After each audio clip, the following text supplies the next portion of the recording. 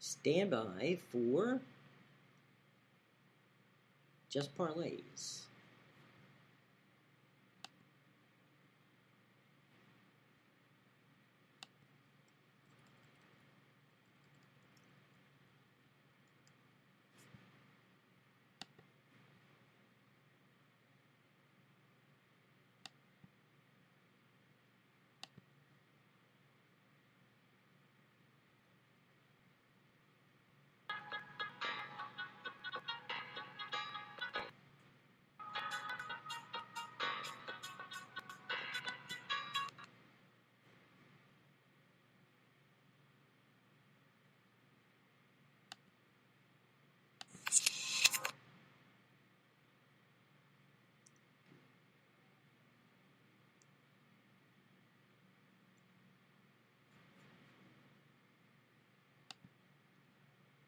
Hey everyone, welcome to the Tuesday edition of Just Parlays. I'm Jim Williams along with my buddy and my partner in crime, Chris King. Christopher, good afternoon to you, sir. Some headlines in sports today. You've got something from the winter meetings in West Palm Beach down there where the owners are meeting at the Breakers.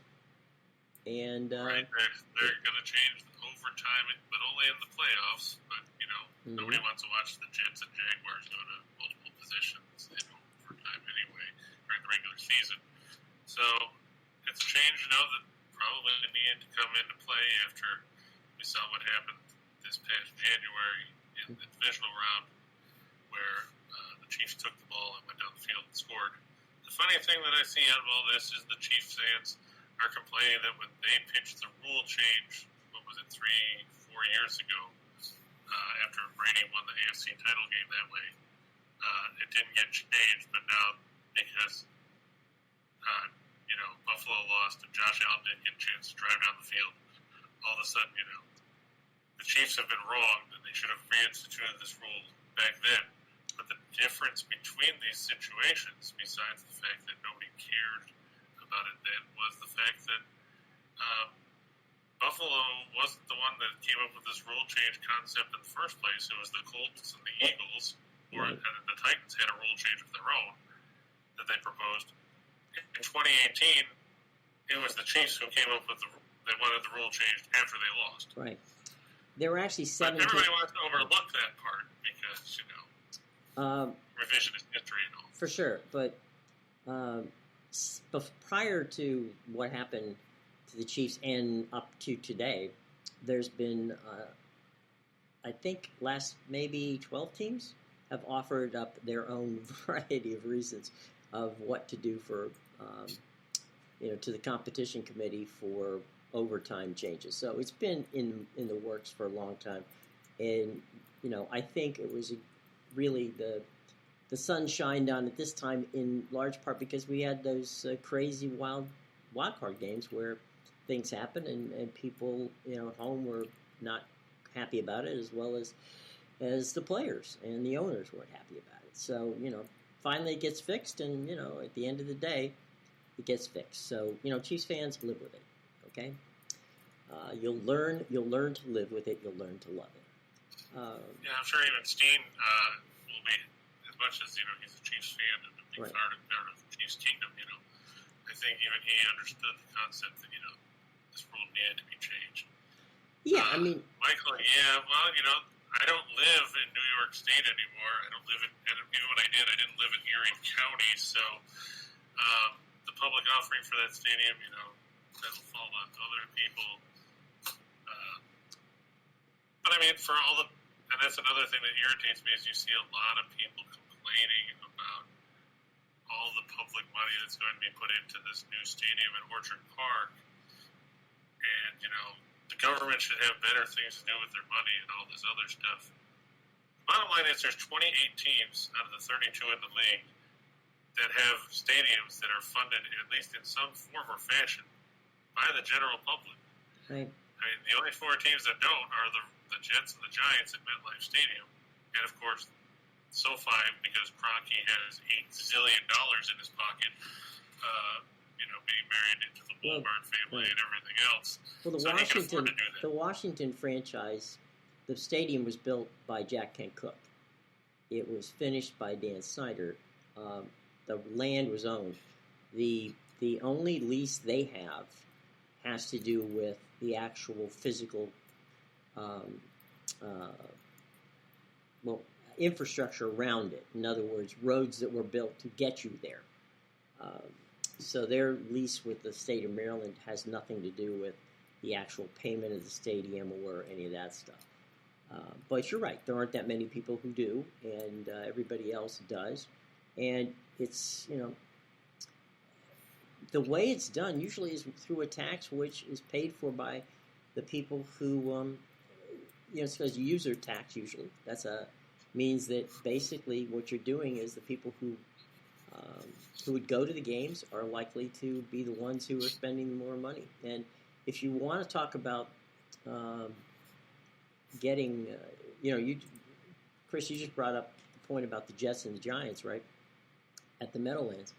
I have a friend who was a lifelong New York Giants fan whose wife said that if he were to actually, he had season tickets till they moved to the new MetLife Stadium, where the Giants, his 4 season tickets to the Giants for just the PSL, right, would have been $45,000 just for the PSL. That doesn't count the tickets. That simply just counts the PSL. Now, here's the crazy part. That PSL for the 4 Giants seats would be sold again for the 4 Jets seats who, on the week that the Jets are there. So they double sold that seat. Same thing Kroenke did at SoFi in Los Angeles. It's crazy. He now has one lovely man cave, which he spent because he's not going. And people look. I understand the tax situation, folks, but it's part of living in and wanting to have Major League Sports in your town. It's just the way it is. Yeah, because otherwise you won't have a team because they'll go somewhere else where people will throw that money around. I mean, just look at how many times the Raiders move. Yes. Yeah, as I say. Or ask St. Louis. Well, St. Louis actually won a case. Well, no, they didn't win the case. They got a settlement of, I think it was $750 million from the league, which was kind of under the radar talk about. And what that was is they put up a serious amount of money to build another stadium for the Rams, and then Kroenke moved to L.A. So they basically... even going back to when the Cardinals left in '87. Yeah. Mm-hmm. Right. When Bidwell left town. Right. So they've gotten jilted twice, too. They have. And some of these stadium leases are totally crazy. And you do have a right to find out what's going on. Pay attention to that. But politicians can be smart in how they do it, and now most of the time you're getting buy-in from the owners, so that's a good thing. So there's that. So and Michael, no, you'll never see a dome in Buffalo. I understand that they potentially host a Super Bowl then, but there's so much to be said for the atmosphere in late December and early January. There's 3 feet of snow. In your seat. Yeah. It's negative 5 degrees. And there's 30-mile-an-hour winds with lake effect snow coming in. Just if you don't believe me, go back and watch the 1992 AFC divisional playoff game between the Raiders and Buffalo. And just listen to the introduction by Marv Albert, where he's sitting there with Paul McGuire talking about, the temperature of Bowlby, 0 degrees. With the wind chill, it feels like 25 below. And it snowed in Buffalo 28 of the last 29 days. That's what you call consistency. And, and Jim, Michael had a question about those PSLs. He said, what happens when the Giants play the Jets on that PSL? Then what do they do? Who gets precedence with the seat? That's a good point. If it's a Giants home game, the Giants get it. If it's a Jets home game, the Jets get it. So that's how that makes sense. So I imagine it'd be the same thing in SoFi then. Yeah. If the Chargers, yeah. Whoever's the home team, it's your ticket. So there you go. But by the way, PSLs are not new. I mean, the PSLs go all the way back to the days when, remember the Pontiac Silverdome for the Detroit Lions. I was thinking of Detroit Lenny and Chiefs at the same time. They got a mash up there, but yeah, the Lions, PSLs, they're PSLs in Baltimore, PSLs. Almost every new stadium has had some sort of PSL. Not at the level of insanity that the Giants and the Jets did, but yeah, pretty amazing amount of money in that regard. Speaking of money, tell you what we're going to do. We're going to help you spend some and hopefully make some. All right, Caesar Sportsbook, March Madness promo. Bing, bing, bing, bing. Here we go. Bet $20 or more on men's college basketball and get $200 free bet if your team scores a single point. Now, odds boosts and profit boosts do not qualify, and what you got to do is you got to use our special promo code WAWMAR2. That's Winners and Winers March 2. Okay, and all that information is in our show box below, as you always know. All kinds of cool stuff down there. Check it out. And you remember, you must be 21 years of age to play, and always bet responsibly. So, with the concept of college basketball, we go to the hardwood. We go to Madison Square Garden, the 7th floor above Penn Station, the St. Bonaventure Bonnies, who, by the way, are no, strangers to playing in Madison Square Garden, are taking on the Xavier Musketeers. And one quick thing, Chris, we talked about it in the pre-show. This, ladies and gentlemen, will be the final NIT after it started in 1938 that will be played in the Garden from this point forward. The wonderful folks at ESPN Marketing have decided they're going to move it around. So enjoy one last time at the Garden, the Bonnies and the Musketeers. Go ahead, Christopher. I hate that concept of shuffling stuff around. I mean, there's so much history in the Garden itself over, like you said, the last 8+ decades to move it to somewhere else. And even to keep it in, if it's not a fixture somewhere and it's a rotating thing, it kind of devalues the whole point of the tournament, because everybody, when they get into the NIT, they've always thought about, our goal is to get to the Garden. Now, what's it going to be? Our goal is to get wherever we're playing this year? Well, one other quick point to your point. For many years, and when I'm talking 40 or 50 years, frankly, there were teams that were better teams in the NCAA that would go to the NIT because that was a more prestigious tournament than winning the NCAA tournament. So, it's only been in the last, I would say, 30, 40 years that the NCAA has outshined the NIT. So, it is a tradition, and unfortunately, it's leaving the Garden and heading to parts unknown. One of your favorite lines there, Chris, as we move on. Yeah, unfortunately, parts unknown in this case does not refer to downtown Newark, much to the chagrin of the late Bobby Heenan. Right. Michael said that way they can go to a bigger stadium and make much more money, and he said that's what it's all about. It's all about the dollar, the almighty dollar, in the case of moving this tournament. And unfortunately, in some cases, he's probably right. I mean, when money trumps tradition, it kind of really takes some of the shine off what's been a pretty good tournament. Yeah, but you're not. I'm sorry, I didn't mean to interrupt. What I was going to say is, you're not going to get a Final Four venue like a Lucas Oil Stadium or one of these larger buildings to bid on the NIT, because there's the NIT. They'll be fortunate if they sell out Madison Square Garden, and a lot of St. Bonaventure fans are going to be there, no doubt, because it's an upstate New York team. But 18,000 at the Garden, selling out, that's a pretty good deal. But Michael, you're right. It's all about the money, and that's what they're doing. They're moving it for the money. But the Bonnies are seemingly, according to Chris here, they're moving on past Xavier tonight. Yeah, I mean, like St. Bonaventure, they got into this tournament, they had to go to Colorado. Okay, they beat Colorado in the altitude. Then they had to go face Oklahoma down in Norman, and they beat them. Then they had to go to Charlottesville and face Tony Bennett. They beat the Cavaliers. So, now what? So you beat 3 teams on the road. You don't even get a home game. Now you have to go to Madison Square Garden. You're facing a Xavier team that nobody likes. I know Xavier played better in their tournament games here than they did down the stretch. But you have to remember that before Xavier suddenly found themselves, they had lost 7 of 8 before beating Georgetown in their regular season finale, and then they had lost to Butler in the first round of the Big East tournament. That's why they didn't make the field. Then they decided to get rid of Travis Steele as their coach. Jonah Hayes is 2-0 as an interim guy, but if you look, they barely got by Cleveland State in the first round of this tournament at home. They won by 4 as a double-digit favorite.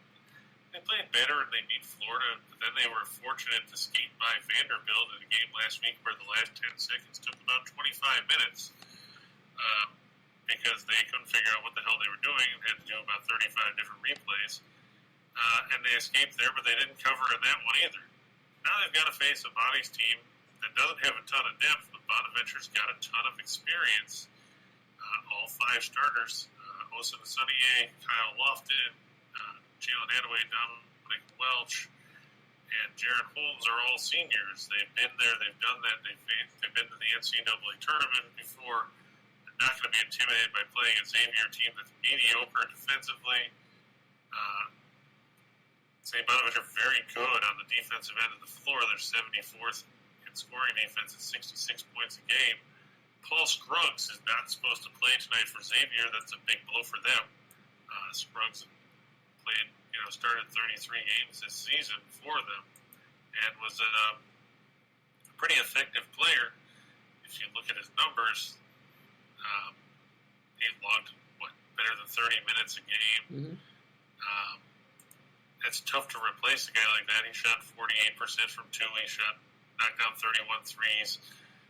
It's tough to replace that kind of experience, and I know that you can point to Jack Nunge or Nunge, or however you pronounce the name, the guy that transferred from Iowa, and Zach Freemantle and all that. But those guys don't have as much experience, and they don't have as much success necessarily. And let's face it, Xavier was just fortunate to get into a tournament at all with the way they played down the stretch. The Bonnies 4-1 against the spread in their last 5 overall. They're 4-1 in their last 5 against teams with a winning record. Xavier 1-7 in their last 8 against teams with a winning straight-up record, and they're 1-10 in their last 11 after a straight-up win. When you come right down to it, when you're 2-8 in your last 10 overall against the spread, I don't really have a ton of faith in you. I'm going to go with the Bonnies as they extend the run of their 5 seniors one more game and take it all the way to the end here at Madison Square Garden. Marlo wants to know over 139.5. I don't think so. I think it's going to end up under the number. The way St. Bonaventure played defense, I know Xavier has scored more than 70 in each of their 3 games in this tournament, but nobody's going to consider Cleveland State or Vanderbilt the same kind of defense as the Bonnies. I think that's probably going to end up about 135 or so. I know a lot of things are pointing to a higher number. It's not sold on Xavier, especially without Scruggs. You look at the 3 games that St. Bonaventure's had in this tournament. They started high at 144 with Colorado, then they went to 138 in the win over Oklahoma. And then the numbers fell completely off a cliff against Virginia. The final there was 52-51. So a total of 103 points. Talk about your rock fights there. It's a very unless definition. Unless Xavier hits a bunch of threes, which is where St. Bonaventure has been susceptible, I don't see it getting up to 138. And you notice that number is actually ticked down because last night it was at 140.5 or 141. So it's trending back the other way. Xavier's not a great 3-point shooting team. They'll try to push the tempo. That might be the only way this gets up over that number. But if they play at St. Bonaventure's tempo, which they're 253rd in the country, and 65.8 possessions a night, I think it'll end up falling short. There you go. So the Bonnies will move on. And I assume that they're going to get some love from the Manhattan crowd. One can only hope. Yeah, definitely. All right. So we move from St. Bonaventure and Xavier to the other one. The Aggies from Texas A&M and Washington State. We got two big powerhouse conference schools here. The Southeastern Conference, Texas A&M, and the Pac-12 with the Cougars from Washington State. Yeah, I mean, give credit to Kyle Smith. The Cougars have played good basketball in this tournament. They're 22-14. That's their best season in the 3 years that he's been up in the Palouse at Pullman. They've played very well in this tournament. They beat Santa Clara at home. Then they went and beat SMU on the road. Never an easy thing considering the Mustangs were undefeated at the Moody Coliseum. And then they went and they rolled over BYU in a game where I didn't think they were going to win, much less win that convincingly. Mm-hmm. Because we all know how hard it is to win at the Marriott Center if you're not named Gonzaga. Here, though, I think, they're running into a Texas A&M team that's very motivated. They won 7 straight before losing to Tennessee in the SEC title game. Then they came out.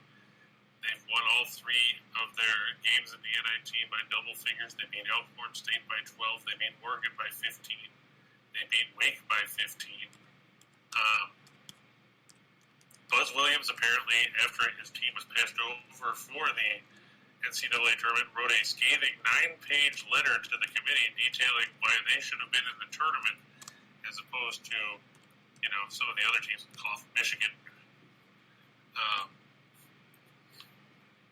Let's face it, Texas A&M is a team that is going to make things tough for Washington State. Washington State doesn't turn it over a lot, but they're facing a team that can definitely force miscues. The Aggies are 8th in the country in turnover percentage, forced at 23.9%. Neither team really has much of a big man group to talk about. So that's going to come down to guard play, really, when you get down to it. Texas A&M is 130th in scoring offense. Washington State's 154th. Washington State does not shoot the ball for beans. If you look, they're 327 in field goal percentage at 40.7%. They're 322nd in two-point shooting at 46.2%. They try to make their money on the perimeter, but they're still only a middle-of-the-road team shooting out there, 33.8%. That puts them right in the middle of the pack in the country. Texas A&M defends pretty well. They're 79th three-point defense at 31.8%. They give about 6.7 threes a game. This one's going to be another rock fight, too. I mean, if you look, Washington State's 44th in scoring defense. Texas A&M is 84th. In the tournaments themselves, Washington State is giving up, I think it's 57 points a game. Texas A&M is giving up 58. Could be the first one to get 65 wins, and who knows if we'll even get there, given the way that we've seen things play out between these teams. In the end, I just think Texas A&M's motivation and their momentum down the stretch is going to be the difference. And like Neil said, it's a big time change because you're going, it's a 3-hour time switch from, out west to here, and it's a long trip from Pullman to New York City. I drove once from Seattle to Buffalo.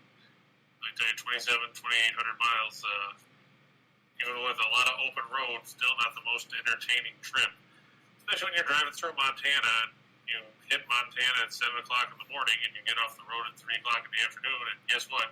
You're still only about halfway through Montana. Right. I think, Texas A&M will get the win here.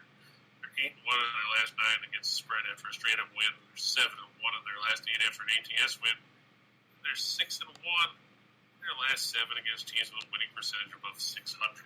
It'll be a good game if you want to go to sleep, because I don't expect a lot of flashy offense by either team here.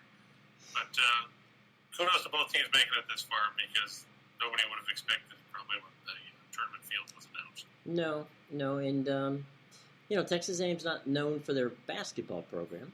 No shade on them. I have had 4 members of my family graduate from Texas A&M, so if I do say something, they'll find out about it, and I'll get hell for it. So I'm not going to go there. Well, they just did.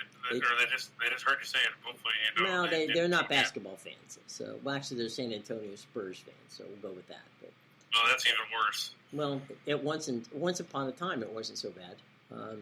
Now, this is true. Now, not so much. So, anyway, we bid adieu There'll be at least one more game at the Madison Square Garden for the NIT before they ship it off. When that is? Do they have a date for that? I mean, I'm sure they do. I just for what, the championship game? Yeah, I don't know what date it is off the top of my head. It's Friday night, I think. Is it Friday? I'll look it up. Okay, good. But whilst I look it up, it's Thursday night. Is it Thursday? I mean, it had to be. Yep. But tonight's Tuesday. So yeah, okay. Because they can't keep them. I mean, they're not going to keep kids in New York for 3 days. That, 3 more days. I'm just trying to find out when the TBC game is, so you know when. Yeah, just so you know where to find it and why. That's Thursday too. Wow, look at that. Oh, head to head. Yeah. Ooh, I'll tell you, that'd be a night. Of course, the TBC game is on ESPN Plus. So. Oh, okay. So you have to pay to see that one. My guess is game will be on ESPN. Yeah, my guess is that young Sheldon will outrate both of them together. So there you go. There'll be literally hundreds of people tuning in. Right, you can hear the thunderous applause of all the people. So anyway, it's been a while since we talked about the NHL. Let's go over there. By the way, Chris, I got to say to you, you were right about the Hurricanes and the Capitals, much to my personal chagrin last night. Damn you. I was surprised that it was that one-sided. Yeah, so was I. I thought, there were a lot of one-sided games last night. I thought to myself, well, wonder how the Caps are doing. I check my phone, it's 4-1. I go, no, I'm not going to watch this. Why would I? Well, don't forget they had that game when they led 4-1 earlier this year. Remember, and then they gave up like 57 goals in the third. Yeah, well, that's the Capitals for you. Okay, it happens. If you look, though, there was 5 games yesterday. Blowouts. The winning team scored six in 4 of them. The losing team scored 1 in 4 of them. Good time to have the over. And the only game that had a 1-goal margin was when Buffalo came back to beat the Blackhawks 6-5 in a game where they were down 3-0 after the first period. So thanks Chicago for blowing that one. Give the winning goal with 10 seconds left in regulation. Give the tying goal with 2:14 to go in regulation. And we talked about that yesterday about how the Blackhawks, were down to Connor Nelia and Kevin Lankinen and net. Neither one of those guys really going to move the needle. But Chicago was ahead 4-0 in that game. A minute 21 in the second period. Hey, Zach from our Facebook page wants to ask a question. The Hurricane, I'm kind of concerned about Carolina tonight because they have to go to Tampa Bay. I believe it's going to be Antti Ranta getting the start tonight, which he hasn't been bad, but I don't know if you want to deal with Ranta against Vasilevsky. Tampa Bay, of course, they're fighting in that crowded Atlantic division where now all of a sudden everybody wants to be right clustered together, battling where a team can go from in the play and the guaranteed playoff spots to a wild card spot on a daily basis. You look, Florida's got 94, Tampa Bay's got 88, Toronto and Boston both have 87, and they're playing each other tonight. So that'll be entertaining. Carolina, they've got a little bit of a margin. They're 5 points ahead of Pittsburgh. I'm just a little bit concerned about having to go to Tampa, playing the second game of back-to-back. Tampa has seemingly found a little bit of momentum now as they've won back-to-back games after losing 6 out of 8. And they scored 4 against the Islanders the other day, which broke that long stretch where they weren't scoring goals at all. In their previous 4 games, they had scored a total of 7 goals. One thing. Oh, go ahead, Jim. No, I was just going to say, one of the things that people kind of forget about the back-and-back, especially when you're going from D.C. to Tampa, right? They left D.C. likely somewhere around midnight. They got to Tampa sometime around 3 o'clock in the morning. They got in their hotel sometime around 4 o'clock in the morning, and now they're playing it. Puck drops at 7 o'clock. So you are a little bit, gassed, even though you're as talented team like Carolina, and you might have been able to coast a little bit after you got ahead last night against the Caps. But your point about Vasilevsky and the fact that Tampa Bay had some time off, they haven't played since the weekend. So I That's not a good recipe for taking back-to-back wins. And plus, you have to throw in that Jesperi Kotek, I always have a tough time pronouncing it, Kotkaniemi was injured last night. Well done.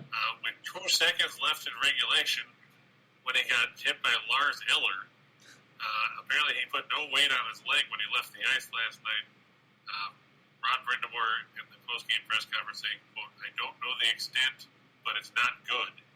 Well, he's injured. I don't know how bad, but he's definitely going to be out. The game was over. Let's just get it over with. 2 seconds left. I don't like it, but nothing you can do about it. And I know that he's not a big contributor. He's a third or fourth line guy right now, but he's been playing well. But taking a blow like that's definitely going to hurt their depth. Mm-hmm. They're going to have to juggle lines. And Tampa Bay is a good hockey team. Right. The 2-time defending Stanley Cup, so not bad. Yeah. So the Wild and the Flyers. Zach, don't feel bad. That Blackhawks meltdown screwed over a lot of people. I wasn't happy about it because I picked Chicago yesterday too. Not just because I hate the Sabres, even though I'm from there, but I thought Chicago would win that game. I was just disappointed with the way they played after building that big lead. But yeah, moving on, like we said, Minnesota and the Flyers. If there's a team that we like to fade, it's the Flyers because why wouldn't you? They're terrible. Well, they're East Coast version of the Coyotes. Yes. Yeah, the Broad Street Bullies are no longer. It's now the Broad Street Babies because if we're going to be alliterative, the Broad Street Wimps doesn't really have the same ring to it. Minnesota's 40-24-4. They play well on home ice. The Flyers are terrible. Doesn't matter if they're at home or on the road. They're equal opportunity losers. They're 13-20. Carter Hart's 13-21-7 with a 304 goals against, a 909 save percentage, 1 shutout. Marc-Andre Fleury going to get the start tonight for Minnesota over Cam Talbot. It's about time. That's when you traded for him. Mm-hmm.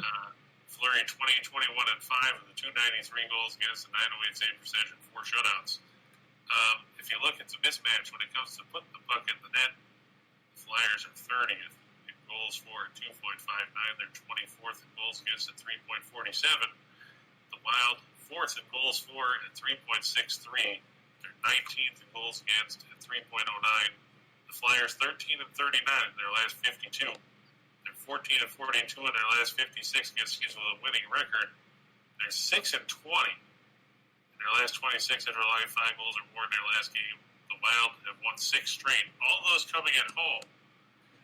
They're 13 and 3 in their last 16 against the Metropolitan.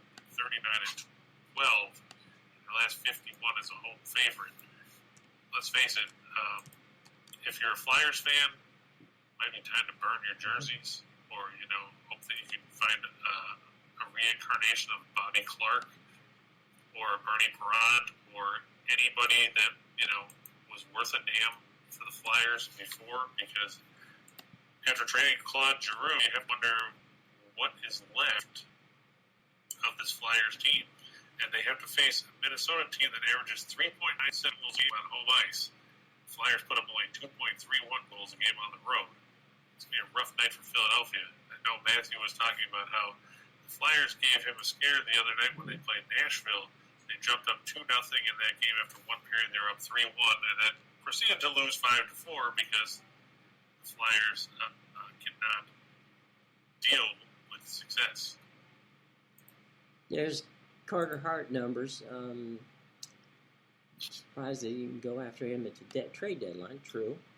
Michael says the Preds scared me the other night against the same Flyers. And hey, good to see you, Super Sly. Welcome to the house.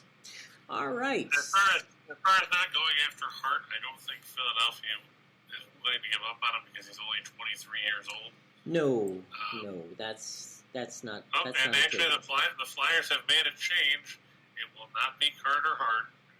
He is apparently out with a nagging injury now. So that makes it even better because guess what? That means you're going to see calling Dr. Jones, that's right, Martin Jones, who nobody wants to have in net if they can help it, unless you're the opposing team, then you'd love to see him suit up because Martin Jones has been brutal this season. Not to be confused with the guard who used to play for the Knicks. So that's true. I'm just going to dig up Martin Jones' numbers here. He started the other day against Nashville. He's 8-13-3 with a 338 goals against, a 901 save percentage.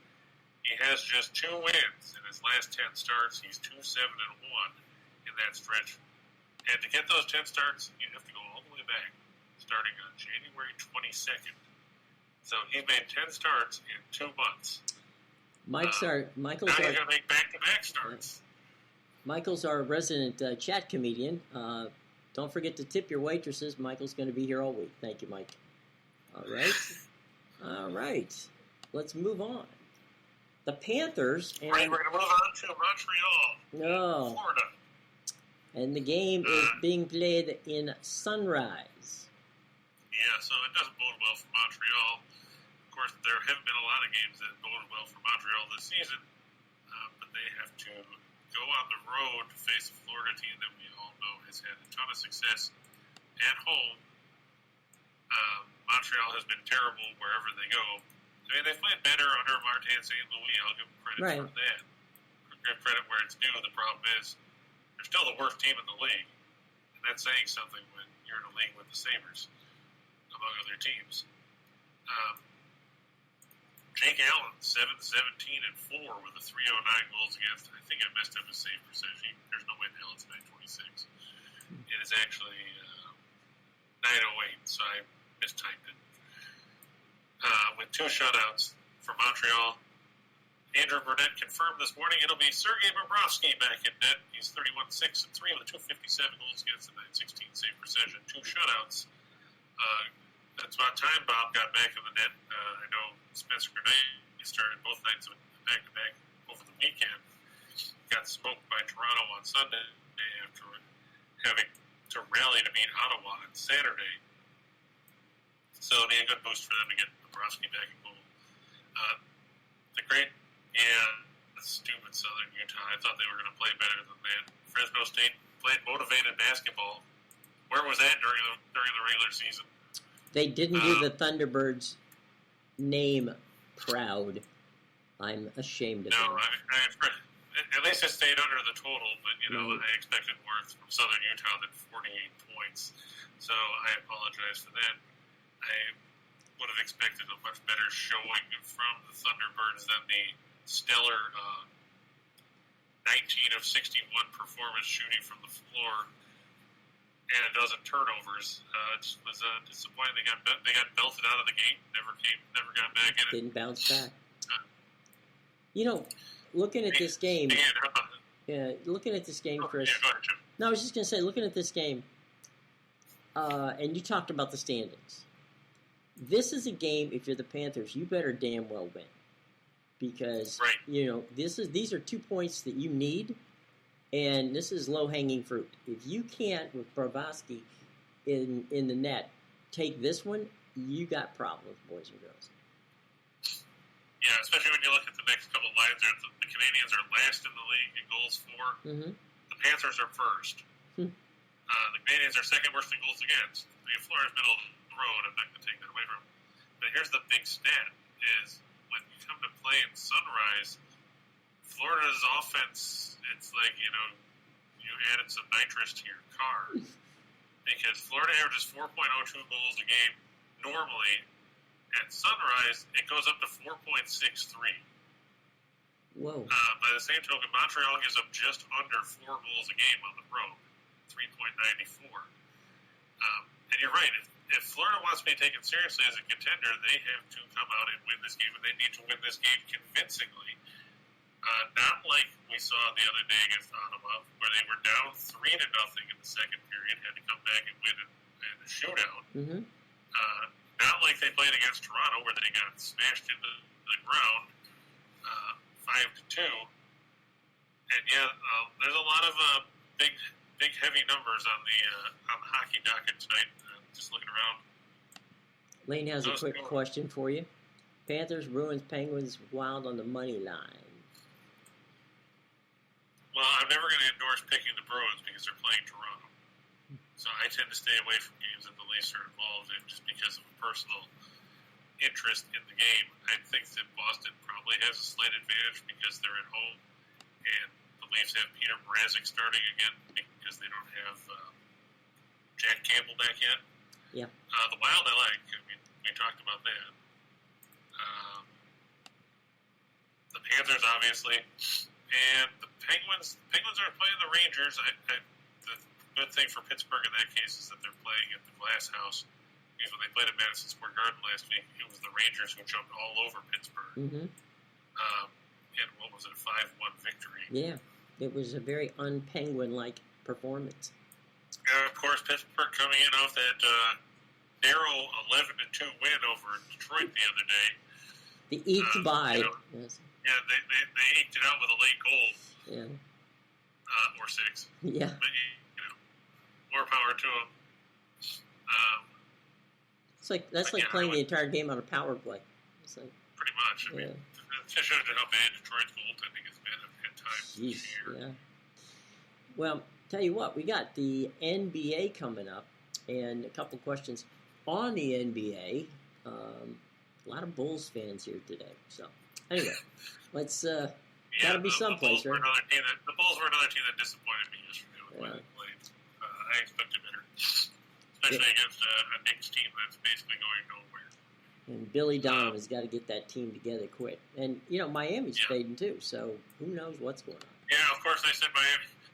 I was going to fade them because, they've played so badly.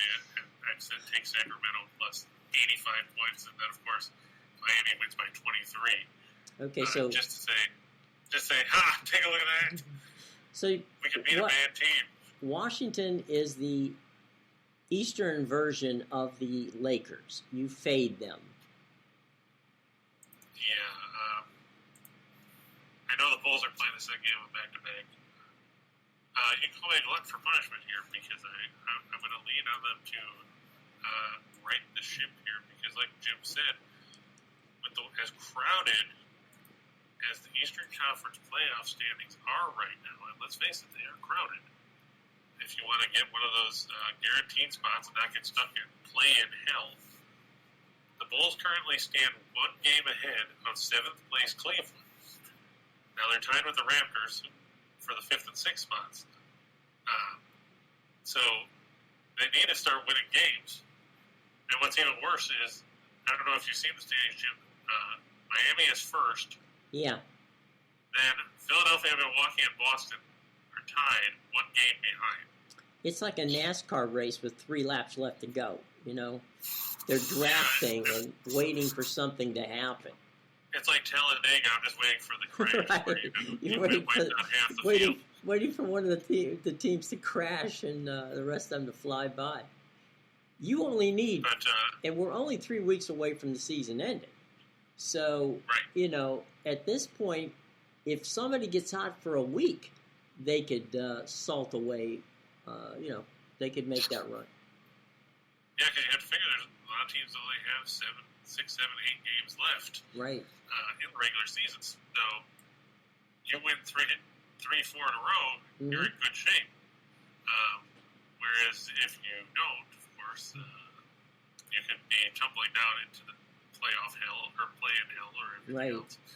So this is basically a must-win for Chicago. I mean, Washington is 12th in the East. They're 5.5 games back of the Hawks for the final spot in the play-in tournament. So they're basically, ready to mail it in. Just taking a look here at the injury reports, see if there's anything exciting. Alex Caruso probable for the Bulls. Zach LaVine is questionable with a sore knee. So watch out for that with it being the second game of back-to-back in case they decide to rest him. Of course, for the Wiz, you won't see Bradley Beal, who everybody knows is out. Vernon Carey Jr., Kyle Kuzma is still out with tendinitis in his knee. Everybody else is down in the G League. It boils down to, Chicago has a better offense than Washington, especially without Beal. They're slightly better defensively. The Wiz are 5-17 in their last 22 after a straight-up win. I know that they beat Golden State the other day. So when we saw Memphis destroy Golden State yesterday, and like Matthew said earlier, Taylor Jenkins is going to get some votes for Coach of the Year. Interesting stat I saw, Jim, is the Grizzlies are 18-2 this year when Morant doesn't play. Yeah. How about that? a .900 win percentage without your best player. Am I worried about Porzingis? Well, I mean, Porzingis will get his points. The concern, of course, will be, can anybody else score any points for Washington? Now, of course, I'll say that, and Porzingis will score, 65 points and shoot, 27 of 28 from the floor and grab 45 rebounds. Everybody will be thinking of Bill Russell. But in the end, I just think that Chicago, even though they're minus negative back-to-back, the game means more to the Bulls. They've got to win this one in order to right what's been a listing ship. They've 8-3 against the spread in the last 11 meetings, and they're 8-2 in the last 10 in Washington. Don't get me wrong, Porzingis will get his, but I don't trust the rest of the Wizards' rotation to bail him out. And their defense is, weak, and that's probably being generous. Well, Billy Donovan knows if he wants to get himself in a position where he doesn't have to, look into a situation of playing a 3-4 or 4-5 in one of those kind of situations. Try to get that number one seed if at all possible. Because playing at the United Center... They're 4.5 back now of the top seed. Yeah. They're still, now they're 3.5 behind the Bucks for the Central Division. Yeah. So, if they can get at least... playing at the United Center, they're a much better basketball team. I know that's Captain Obvious. So, speaking as Captain Obvious, they are better at the United Center than they are on the road. So, there you go. Just in. Yeah. Breaking bulletin. Oh, speaking of our other favorite fade team, ladies and gentlemen, we present to you the Los Angeles Lakers. That's right. The Los Angeles Fakers. Yep. And I know Jokic, like Michael said, Jokic had a triple-double last night. I make fun of Tim because of, he pretty much, that's a standing thing for him. Right. Whenever the Nuggets play, he puts money on the triple-double for Jokic. In this one, let's face it, this game's in Dallas. The Mavs are 26 and 12 there. The Lakers are bad. Doesn't matter where they are. Yeah. They're much worse on the road, 11 and 25. Now, I know Dallas doesn't score a ton of points. They're 25th in scoring offense, but guess what? The Lakers are 26th in scoring defense. Meanwhile, the Lakers' advantage offensively is negated by the fact that Dallas is second in scoring defense at 104.1. And let's take a look at everybody's favorite thing, the old injury report that shows you both Anthony Davis and LeBron are doubtful. So don't expect to see King James or AD on the floor. So you'll get to see Carmelo Anthony and Russell Westbrook combined to shoot the ball 45 times and probably make about 12. Dwight Howard is probable, so hey, if you want to see bad free throw shooting, there you go. Meanwhile, for Dallas, Sterling Brown and Trey Burke are on the protocols. Tim Hardaway still out after having surgery on that broken foot. And Theo Pinson, the 14th guy in a 12-man rotation, out with a broken finger. Either way, Luka Doncic is still playing. You look at that 11-25 on the road for the Lakers. You know what? People forget this. The Clippers games count as road games against the Lakers. So they're not even... True. They can't even win in their own building when they're on the road. So it's not a... And looking at their road splits, they give up 115.9 points a game on the road this season. Those are some ugly numbers. Opposing teams just wreaking havoc. Let's face it, is a bad Lakers team. The Lakers just 4-12. Nathan, they could use Magic. Yeah. They could use Kurt Rambis right now. Right. Yeah, with the glasses. Or Michael Cooper. They need somebody that can play defense that has some grit. That's right. Come on, boys and girls. They've got enough flash. It's the hotline. Yep. It's Kevin Harlan calling in to tell us what the latest is. What the latest is going on. But if you look, the Lakers since the All-Star break, 4-12, they're giving up 121.3 points a game in that stretch. That's a horrible metric. Opposing teams shooting better than 50% from the floor against the Lakers since the break. you're not going to beat a lot of teams when opponents are shooting 50+%. It's just not going to happen. Mm-mm. And it's bad news for the Lakers here. I know that's a big number, but we're talking about a Lakers team that's going nowhere fast. They're going to be in the play-in tournament mainly by default. But the last 4-1 in their last 5 as a favorite, 4-1 in their last 5 at home. The Lakers 2-7 against the spread in their last 9 on the road, and 1-4-1 in their last 6 as an underdog. You have to think that barring Rambis suiting up or Frank Brakowski or Jack Haley? Yeah. Maybe they can go get Chuck Nevitt out of retirement. You know, he sat on the bench a lot in Houston. I'm sure he's still got some fresh legs. He's got some hops left. Man. Somebody help. Help me, ladies and gentlemen. And Byron Scott. That's right. Any, Silkies, man, the whole group. You could, Jerry West, bring him back. Anyway, all right. So, we need Gail Goodrich. That's right. Gail Goodrich was a phenomenal guard. He actually, real quick, Gail Goodrich was the first major UCLA player to be picked under the John Wooden era in the NBA. So there you go, trivia. All right. I was waiting for you to say that he scored 6 points on you too. No, I never played against him. He was way before my time. All right, so we're leaving Dallas and Los Angeles, and we're headed to 2 for the money. Right. These are games we've talked about. Well, except whoa, wait a minute. It's a deja vu all over again. Yeah, we talked about the Bulls. We talked about the Wild. We talked about the Panthers. Now we'll talk about the Bucks. Mm-hmm. Obviously, this is a matchup of attrition because, let's face it, one of these teams will not be tied for second in the East when this game is over. It's just the way it works. Right. This game's in Philadelphia. The weird thing is Philadelphia has played better on the road this year, 25-12, and they have at home where they're 21-16. You look at Philadelphia has not played all that well of late either.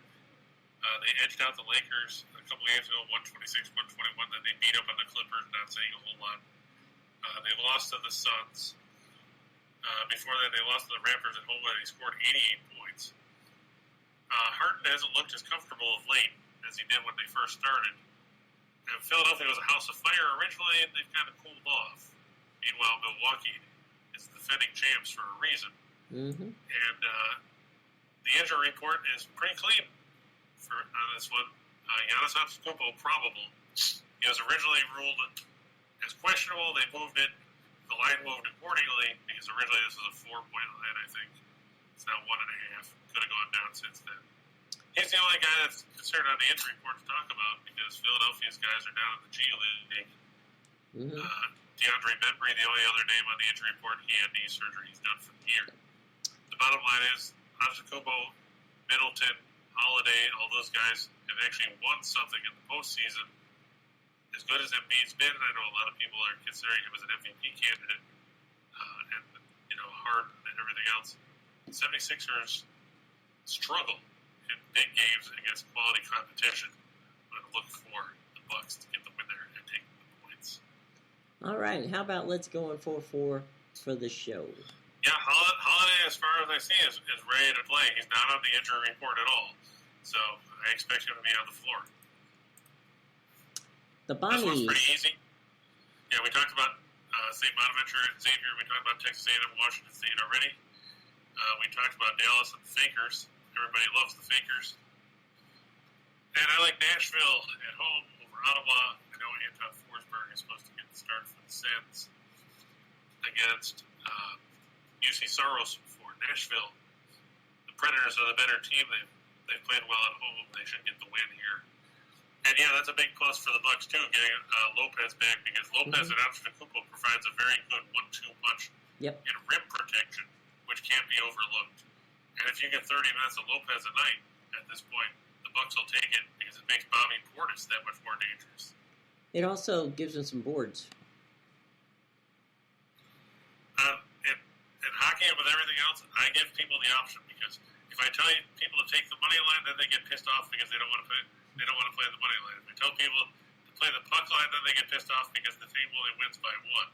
So I give the option for everybody, so that way you can pick what you're comfortable with. If you don't want to give a puck line because I know there's people that are always worried that the game's going to end up 4-3 with a garbage goal, like we saw with the New Jersey-Washington game the other day. Then I advise to go with the money line. Same thing with basketball. There's some people that don't want to lay 12 points, and I get that. That's why we put them both up. It makes it easier for you guys because that way you know what you're dealing with, and you can pick what's more comfortable for you. I just find it's easier that way for everybody. I'm glad you understand, JR, because you'll be surprised how much grief I get about people going, well, you put all the money lines, and now, I don't want to have to put minus 1,000 on something. Well, nobody said you had to. It's that somebody didn't want to lay X amount of points on whatever game. Nathan's right. Puck line gives you more value for your buck. The problem is there that you have to wonder, you're sweating it out late.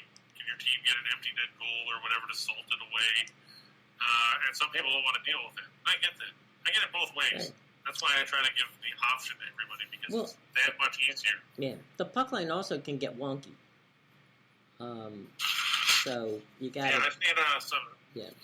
I've seen some ugly puck lines where it's like minus 2.5. Right. It's like, who do you expect to blow up? I mean, you're not playing the Coyotes. You're not playing the Canadians. So. Like, let me see. Let's see if I can find a wackadoo puck line on that game with Florida. I'm sure there probably is.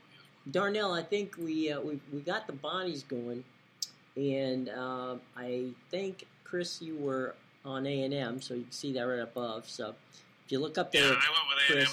I'm not saying that Washington State can't win. I'm just saying if they win, it's going to be a rock fight, and that's basically what it's going to boil down to. So there you go.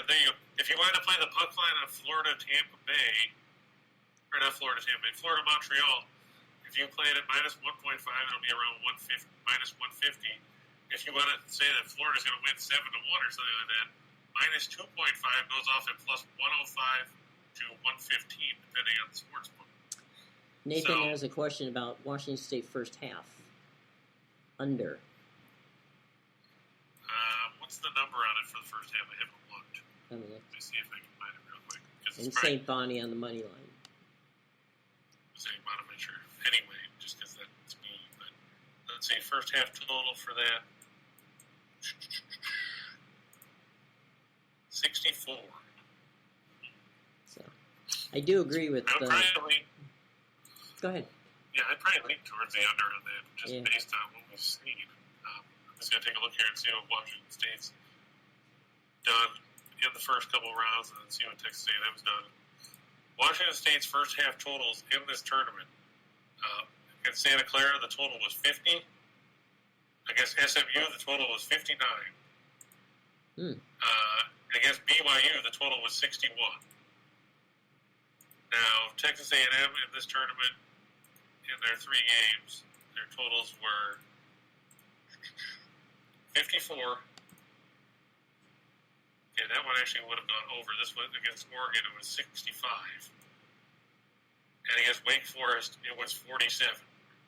So I would probably lean under in the first half. Because, especially with the way these teams play defense, you're not going to get a ton of points, I don't think. That's for sure. Let's go to the menu, my man.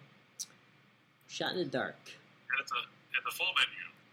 Like I said, I'm going to stick with St. Bonaventure. We've seen a lot of these teams already. Yeah, I'm going to look for them to stay under 139, like I said. I know there's some people that are thinking it's going to end up in the 140s. If they do, hey, why not? I just don't think it's going to get there. Washington State, Texas A&M, under 132.5. And yeah, Michael's right. Playing at MSG, you're used to playing at home or in a venue that you're at least semi-familiar with. Playing at MSG, you got different sight lines and everything else. Jim, I'm sure you can attest to that. Yeah, I'm sure you've been to the Garden a bunch of times. Yeah, it's I will say the interesting part of playing at Madison Square Garden. It's an old school gym in so much as the new buildings have a lot of light around the court. So the court is well lit, but you can see the crowd a bit.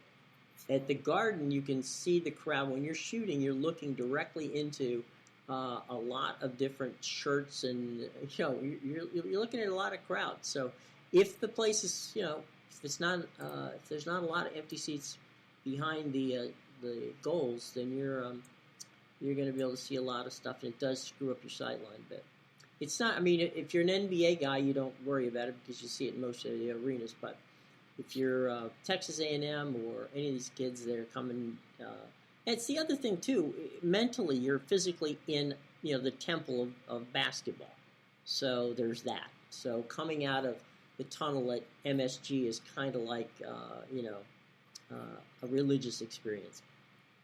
Darnell, we'll get to your stuff in a minute there, buddy, on football. We'll get to you in a minute. Oh, no, I'll get to it right now because I think it's a joke. Because, sure, you've got two fast receivers. The problem is Tua can only throw the ball about 25 yards. So if you're going to try to run fly patterns all day long, Tua's not going to get the ball. It's like Steve said, the other day when we talked about the Tyreek Hill trade. Will Smith the like button. Exactly, you should. Love it. Yeah, Waddle and Hill, they're great. They're great receivers. The problem is, if you're running a 50-yard route, and like Steve said, Tua only throws the ball 38 yards, it's not going to do you a whole lot of good. And, there's still a lot of good secondaries out there. There's a lot of schemes. And will Tua be able to hold up? I know they got Teron Armstead to play left tackle. The problem is, Tua's left-handed. His blind side is at the right side. How are you going to block where they line up on that side? Buffalo's got Von Miller. A lot of these other teams have good wideout or good defensive ends as well on edge rushers. Patriots have Matthew Judon. I'm sure they would line him up on the right side. They're still going to have to find a way to protect Tua. Well, there's one other point too, and that's the fact that you have to look at the offensive coordinators and what kind of routes do they want to run. Just because you're a fantastic, wide receiver, which is, I'm not arguing either of those guys are good wide receivers. That's not the point. The point is, in a new system, what are they running? And as Chris said, somebody's got to throw it to you. So if you're laying on your back, throwing the ball straight up, it's not going to help you. So we'll see. I wouldn't. Sure, they'd be a good relay team and a good track, but 4x100, you can't get the ball out. If and they look were at Willie Gold when he played for the Bears. Right. He could outrun everything except for the ball. Yeah. Yeah, and Jim McMahon didn't throw deep, so. No, he didn't. He could have stood there by himself and not hit him. Yeah, moving back down the list here, don't get me wrong, I think the Nets are going to win this game, especially now that the mandate's lifted so Kyrie Irving can play at home. Mm-hmm. It's a big boost for the Nets down the stretch because otherwise he would have only been able to play one of the last 7 games, I think it is, the Nets have. Right. But let's face it, they just lost to Charlotte at home with Irving, so I think the Pistons can hang around, make life tough. You like the Jazz twice. Well, I like the Jazz in the top part, but I'm going to caution it with this: watch the injury report for this game because there's a whole bunch of big names that are on it. Bogdanovich and Rudy Gobert are questionable for the Jazz. Paul George is questionable for the Clippers. He hasn't played since before Christmas. They say he's supposed to be back this week. It might be tonight. It might not. Just watch out for it. I also expect that game to stay under the total just because if those guys don't play, it's going to be a lot tougher. You're right, Sly. Catching the ball at the line of scrimmage, Tyreek is dangerous. But would you rather be playing in an offense where Tyreek Hill can run 20, 25 yards out the field and get a pass from Mahomes? Or would you rather have Tyreek Hill catching a ball at the line of scrimmage where there's 11 guys around him or around the line that can get after him, catching the ball from Tua, who doesn't have the arm or the experience that somebody like Mahomes has? Plus, you have to figure, like we said, it's a new system. It might take time for them to get acclimated, like Jim pointed out. It's not going to be Eric Bieniemy's system anymore. And Miami doesn't have guys like Kelsey out there that can, I know Gesicki's a good tight end, unless he never showed up for me in fantasy when I drafted him. But it's not the same thing. And until we see what they do on the field, it's hard to say. I don't know if it's necessarily going to, it's not going to push Miami over the top, I don't think, in the AFC East. Will it push them into a potential playoff contention? Well, sure. I mean, they were playoff contention last year. I mean, it was a soft schedule.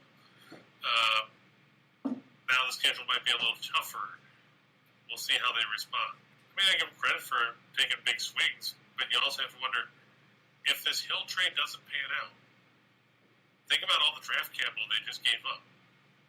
It's tough to replace that kind of young, cheap talent, because let's face it, the first few years on a rookie contract are cheap. Mm-hmm. Would I rather have those guys on a rookie deal or be paying Tyreek Hill $30 million a year 2-3 years down the road? That's just my thoughts on it. Okay. Jim has no thoughts. So well, I mean, my only thought, as I said before, you've got a new head coach, you've got new coordinators, you're coming into a team that is not anywhere near the quality of the team that you just left. And this will be my final statement on it, and that is wide receivers, even elite ones, only make you better if you've got somebody who can throw the ball to them. And right now, one of the reasons that the head coach isn't there, Mr. Flores isn't there anymore, is because he didn't have the I guess the best way of putting it is he didn't have the confidence in the ability of Mr. Tua versus what the owner seemed to think of Mr. Tua. And last time I checked, Stephen Ross didn't really have much of a history of playing in the National Football League. So, I mean, if Miami had Justin Herbert, right, which is who Flores wanted, right, it would have been a lot different. Then you would be saying, South Beach might have a football team, but not so much this time.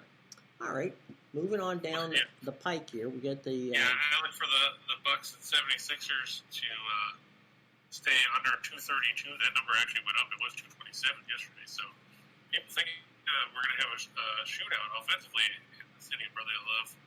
Lex saying he wants some Philly cheesesteak and buffalo wings. Lex, don't ever call them buffalo wings if you go to Western New York. They're I just told wings. Brett Sheldon that the other day.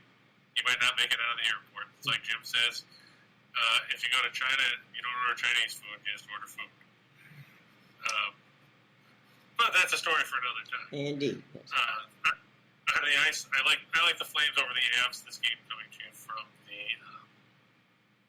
Scotiabank Saddle Dome in Calgary. In Cowtown, I just think the Flames, we saw them hang 9 on the Oilers the other night. This one could be a track meet if Markstrom and Kemper aren't on their A games. So watch out. Might be the best game of the night. Could be. Islanders over the Blue Jackets. Columbus is bailing it in. The Islanders pretty much bailing it in too. Long way to go for either of those teams to get anywhere near the playoff picture. I like the Stars on the road over the Ducks. Of course, the Ducks fell off a cliff, losing 9 straight games. I just think Dallas will extend that streak to 10. And Carolina and Tampa, I look to be a 3-1, 3-2 type of game and end up under the total of 5.5. Ought to be an entertaining matchup between two very good teams. There you go.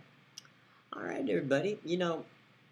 Let's just take a quick look at our Max Wagers team, and that is Midday Money with Sean Higgs, noon.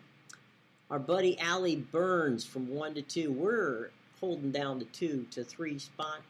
Then you get to see Back to the Window Scott and Scott 3 to 4, Game Time Decision with Nick Tim, and Detroit Lenny picking up the mantle at 5 and taking all the way to 6, rounding home and bringing you home, and rounding third and bringing you home.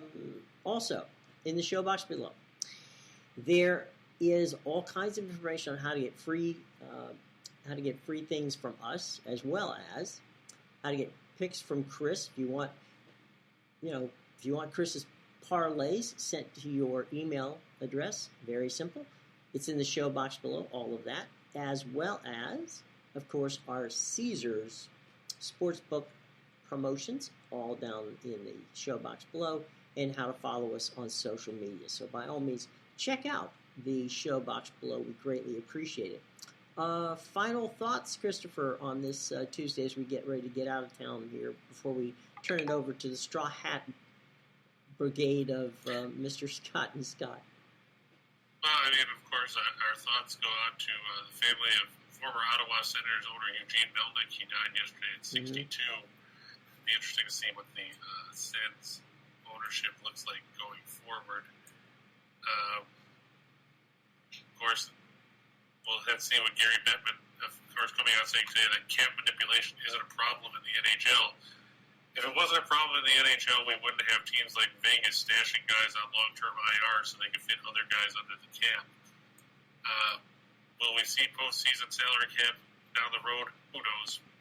They probably need one because we've seen some of these teams use loopholes like that. I mean, not to point fingers at Tampa Bay, but the whole thing with Kucherov last year where he was out of IR the whole year and then came out in the playoffs.